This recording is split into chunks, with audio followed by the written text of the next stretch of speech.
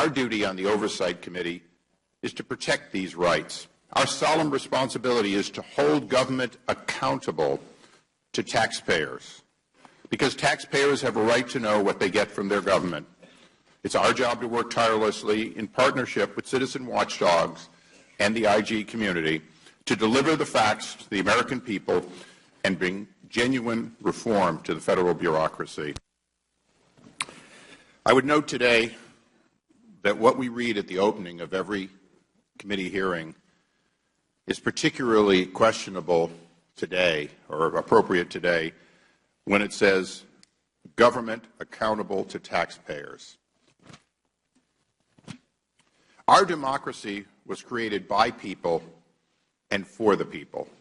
When government power is used to target Americans for exercising their constitutional rights, there is nothing we as representatives should find more important than to take it seriously, get to the bottom of it, and eradicate the behavior.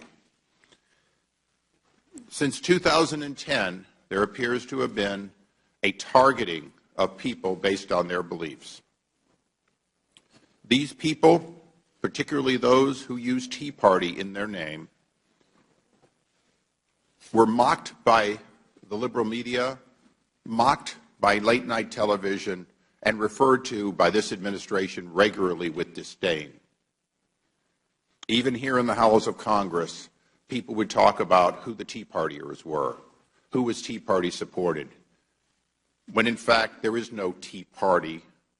As the evidence has shown, there are hundreds and hundreds of organizations as independent as any single American who simply wanted to live up to the Constitution, to have their freedom and have it protected by our country. So last year, when we received troubling complaints by groups across the country who were receiving what appeared to be inappropriate and unnecessary question, in many cases after more than a year, sometimes 2 years, of inaction by the IRS, we went to the Inspector General, who is here with us today.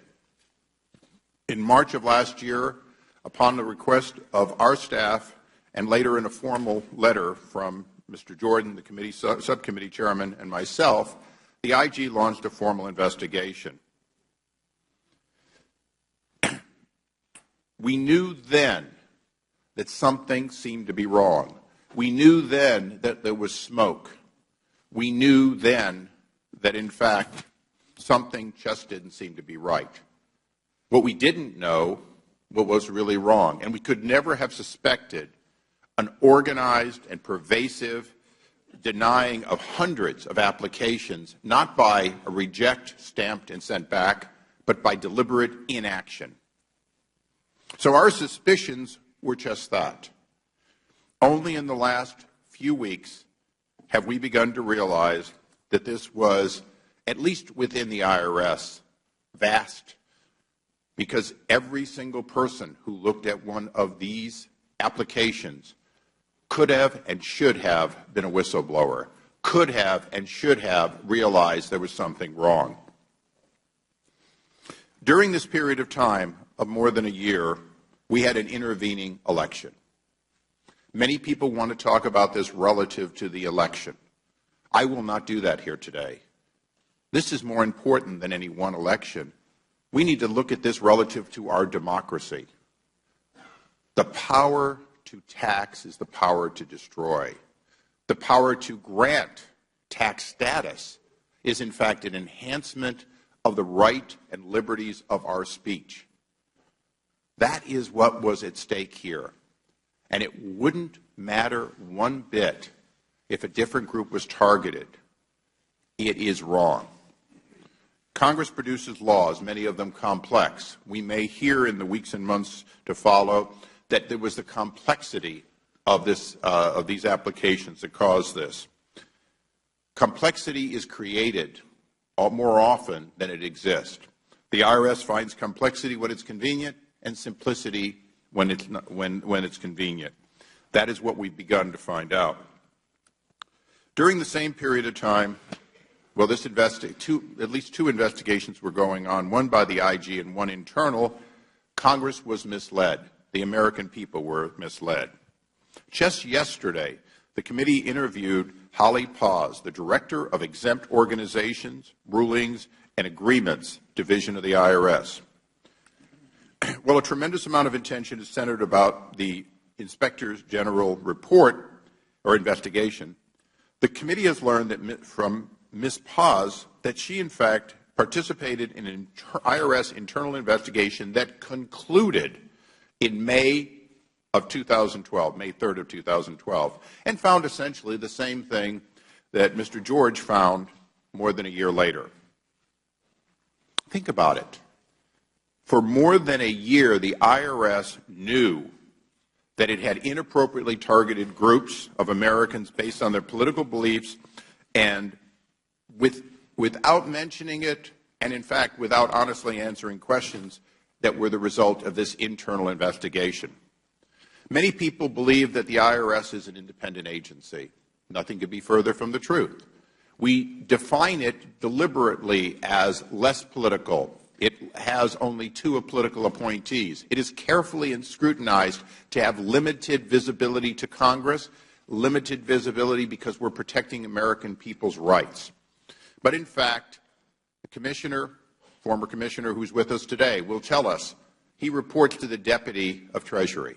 In fact, he is a subordinate of a cabinet officer. It is not an agency that gets to do what it wants to do or that cannot be challenged by Treasury.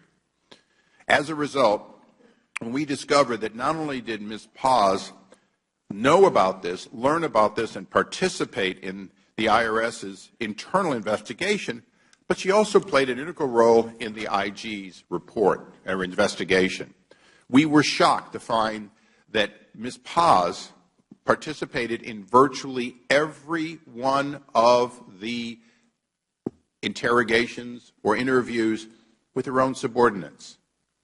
In those, of course, one of the questions the IG had to ask was, did anyone tell you to do this? If that question was asked, their own superior was in the room.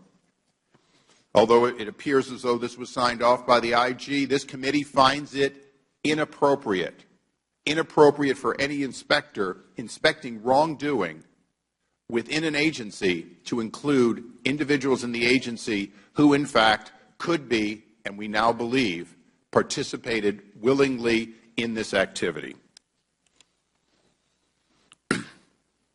It's also unclear why the Inspector General did not inform the committee of his substantive findings when he first became aware of the targeting no later than July of 2012.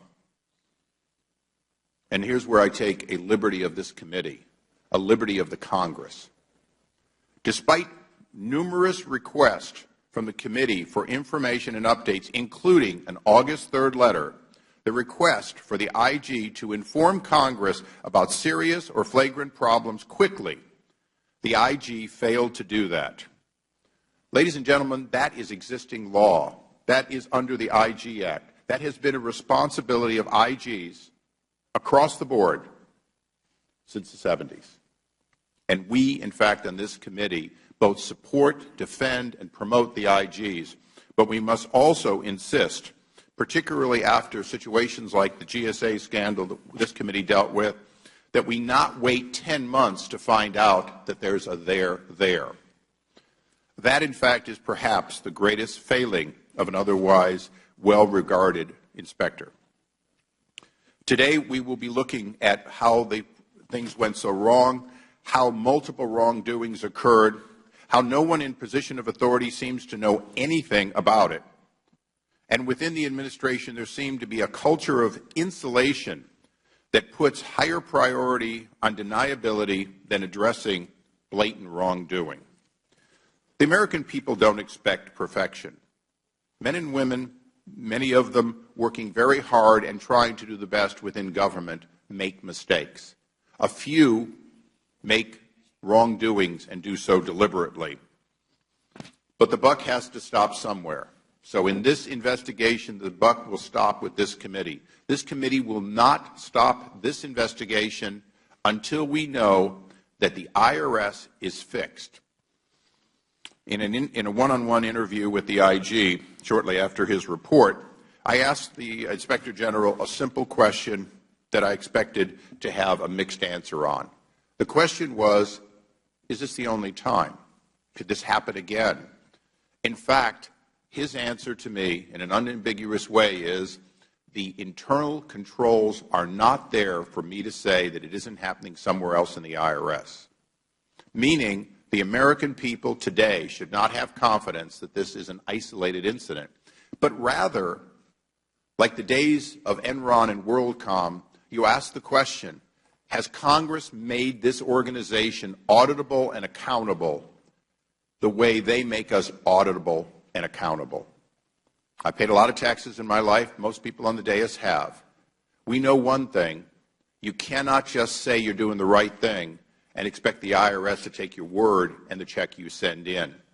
Documentation, the ability to verify it is essential when dealing with the IRS. We can expect no less when we deal with the IRS. I now recognize the ranking member for his opening statement.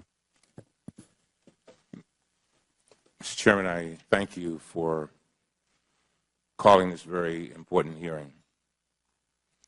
Mr. Chairman, you are absolutely right. This is more important than one election.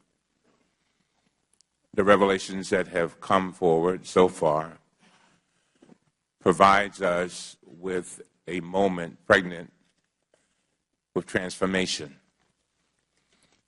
Not transformation for a moment, but for generations to come and generations yet unborn. That's why this hearing must be about two essential things: truth and trust. The American people expect the IRS to exercise its responsibilities in a fair and nonpartisan manner. When the IRS breaches that trust, it damages the ability of the agency to implement the nation's tax laws effectively and efficiently. The Inspector General has called the actions by IRS employees in Cincinnati, quote, inappropriate, unquote. But after reading the IG's report, I think it goes well beyond that. I believe that there was gross incompetence and mismanagement in how the IRS determined which organizations qualified for tax-exempt status. Again, this is about truth and trust. By now, we have all heard how IRS employees use terms like Tea Party and Patriots to single out conservative groups for enhanced scrutiny. But the IG report also discusses how some cases took more than 3 years to resolve. Ladies and gentlemen, we're better than that. We are simply better than that. IRS staff stopped working for more than a year, from October 2010 through November 2011, while they waited for guidance from supervisors on how to process these applications. This is simply unacceptable. When the IRS finally got to processing applications, employees with little or no oversight sent overly extensive requests for information to many of these groups, which understandably angered them. New processes have been put in place to prevent these abuses in the future, but much more needs to be done. According to the IG audit, at least part of the reason for this mismanagement is inadequate guidance on how to process these cases.